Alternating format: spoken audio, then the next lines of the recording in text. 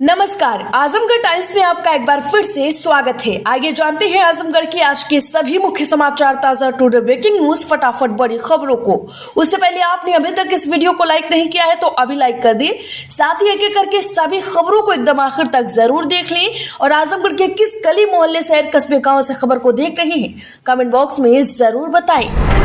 आजमगढ़ के धार्मिक और केंद्रों के लिए जारी हुई धनराशि, डीएम बोले आगे भी चलता रहेगा निर्माण कार्य। जी हां, आजमगढ़ में वित्तीय वर्ष 2023 और 24 में पर्यटन विभाग ने जिले में धार्मिक विकास के लिए धनराशि जारी कर दी है।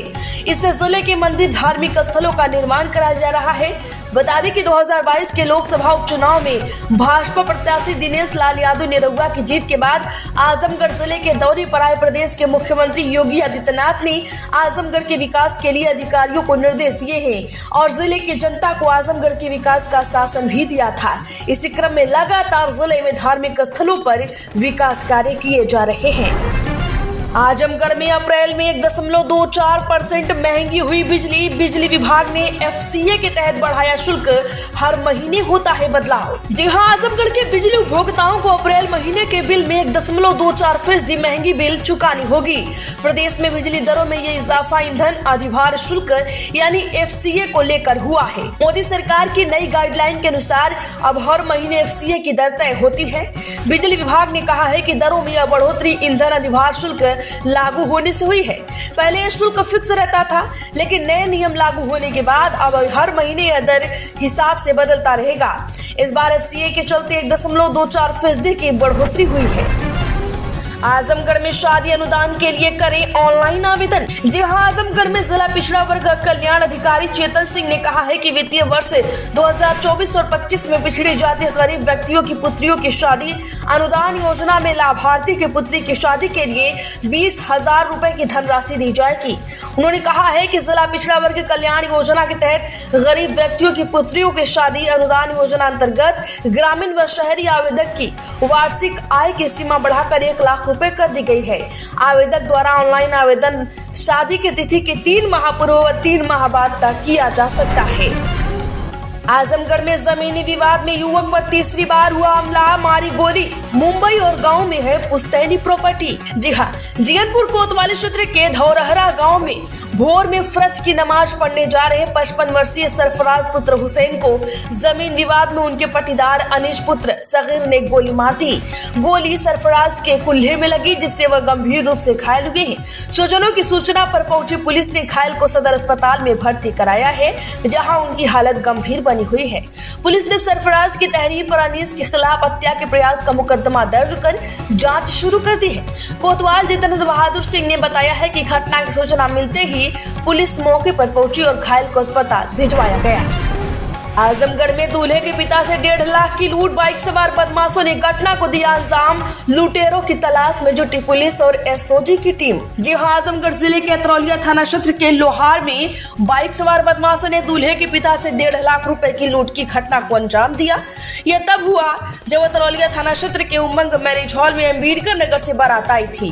मुख्य द्वार पर खड़े दूल्हे के पिता से इसी बीच एक बाइक सवार पर 2 अज्ञात लुटेरे आए और तमंचे के बल पर लूट की घटना को अंजाम दिया और मौके से फरार हो गए। इसके बाद मामले की सूचना परिजनों को दी गई।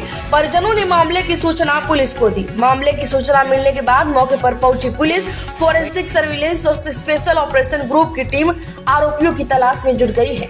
हालांकि अभी तक घटना में शामिल आरोपियों के बारे में कुछ भी पता नहीं चल पाया है। आजमगढ़ में प्राचार्य और कर्मियों का अप्रैल का वेतन रोकने का आदेश जारी। जी हां, आजमगढ़ में डीएवी पीजी कॉलेज में वेतन और एरियर से संबंधित 2 मामलों में लापरवाही बरतने के कारण क्षेत्रीय उच्च शिक्षा अधिकारी वाराणसी ने कॉलेज के प्राचार्य, कार्यालय अधीक्षक और वेतन लिपिक का अप्रैल 2025 का वेतन रोकने का निर्देश जारी कर दिया है। साथ ही 2 दिन में रिपोर्ट उपलब्ध कराने के भी निर्देश दिए गए हैं। शिक्षा निदेशक उच्च शिक्षा प्रयागराज ने एक पत्र जारी कर डीएवी पीजी कॉलेज के प्रबंधक व प्राचार्य को प्रयोगशाला सहायक सुरेंद्र लाल और पुस्तकालय सहायक अभय कुमार श्रीवास्तव के वेतन व एरियर से संबंधित मामले में दिशा निर्देश जारी किए हैं। आजमगढ़ में आधार कार्ड जमा न होने से रुकी 802 दिव्यांगजनों की पेंशन। दरअसल आजमगढ़ जिले के 802 दिव्यांगजन ऐसे हैं जिन्होंने अपना अभी तक आधार विभाग में जमा नहीं किया है। इसके कारण पोर्टल पर इनके केवाईसी की प्रक्रिया पूरी ना हो सकी। नए वित्तीय वर्ष में दिव्यांग पेंशन का लाभ लेने के लिए इनको पोर्टल पर केवाईसी के लिए आधार कार्ड जमा करना होगा। जिले के 22 ब्लॉकों में 31,303 दिव्यांगजन पेंशन धारक हैं। आपको बता दें कि योगी सरकार की तरफ से इनको प्रति माह 1,000 रुपए पेंशन के रूप में दी जा रही है। समय समय पर विभाग द्वारा दिव्यांगजनों का सत्यापन कराया जाता है। बता दें कि पहले दिव्यांग पेंशन का भुगतान बैंक अकाउंट बेस पर होता था।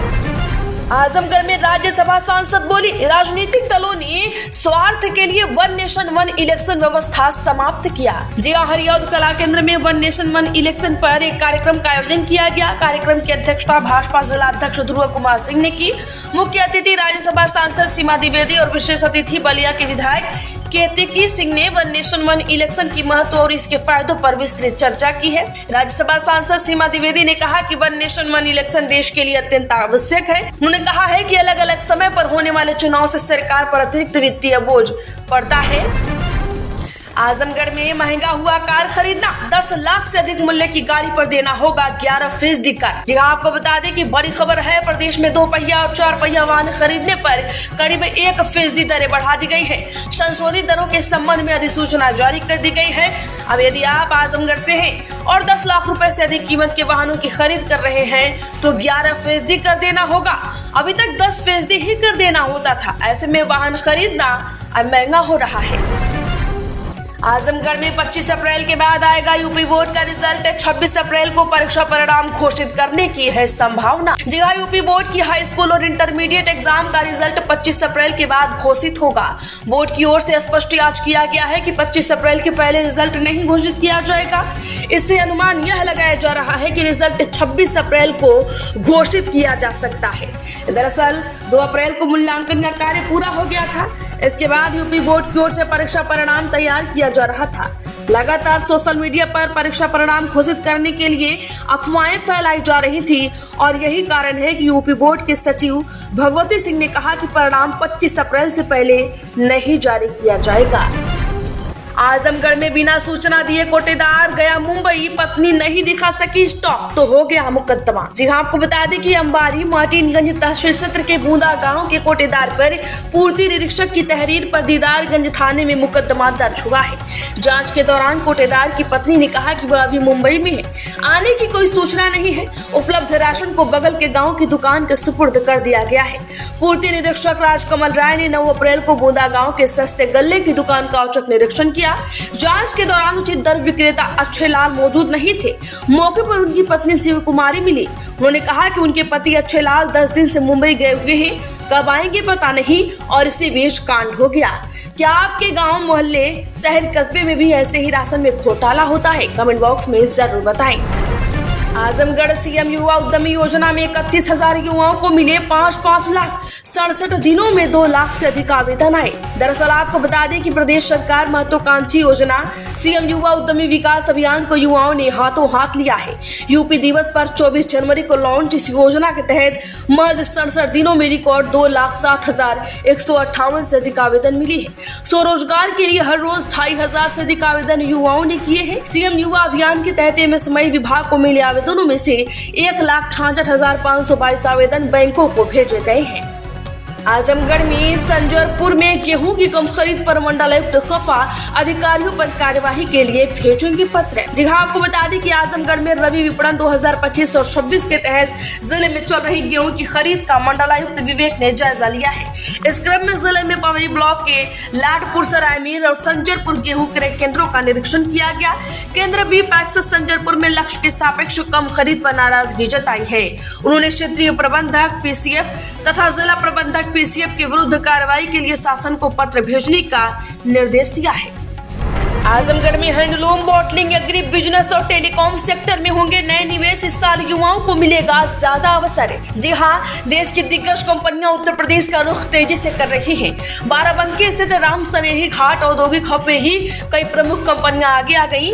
उत्तर प्रदेश राज्य औद्योगिक विकास प्राधिकरण को भेजे गए प्रस्तावों के मुताबिक विभिन्न क्षेत्रों की प्रमुख कंपनियों ने यूपी में अपने नए कारोबार की नींव रखने का निर्णय लिया है। इनमें handloom, agri business, bottling, cement, telecom और मैन्युफैक्चरिंग जैसे सेक्टर प्रमुख है। ऐसे आजमगढ़ समेत पूरे प्रदेश के लोगों को रोजगार मिलेगा। आजमगढ़ में ट्रांसफार्मर के लिए बनेगा चबूतरा, लगेगा टीन शेड। दरअसल आपको बता दें कि आजमगढ़ में बरदह स्थानीय बाजार से बरदह गांव जाने वाले रास्ते पर रखे ट्रांसफार्मरों को अब चबूतरा बनाकर रखा जाएगा। लोगों की सुरक्षा के लिए ट्रांसफार्मर के चारों तरफ टीन शेड लगाया जाएगा। बता दें कि यह खबर प्रकाशित करने के बाद जेई ने मौके पर जाकर निरीक्षण किया है। गाँव में जाने वाले रास्ते के पास विभाग जमीन पर 63 kVA का ट्रांसफार्मर रखकर बिजली की आपूर्ति कर रहा है। ट्रांसफार्मर को जाली लगाकर सुरक्षित नहीं किया गया है। इससे हमेशा कुछ न कुछ होने का डर लगा रहता है। आजमगढ़ के डीएम का तबादला, रविंद्र कुमार बने नए कलेक्टर। रातों रात मुख्यमंत्री के विशेष सचिव बनाए गए नवनीत सिंह चहल 7 माह रहा जिले में कार्यकाल। जी हां, उत्तर प्रदेश शासन ने देर रात 33 IAS अधिकारियों के तबादले कर दिए हैं। इन IAS अधिकारियों में आजमगढ़ के डीएम रहे नवनीत सिंह चहल को आजमगढ़ से ट्रांसफर करके मुख्यमंत्री का विशेष सचिव बनाया गया है, जबकि बरेली के डीएम रविंद्र कुमार द्वितीय को आजमगढ़ का नया कलेक्टर बनाया गया है। नवनीत सिंह चहल को 14 सितंबर 2024 को आजमगढ़ जिले का डीएम बनाया गया था। आजमगढ़ कलेक्टर के रूप में नवनीत सिंह चहल का कार्यकाल काफी कम रहा।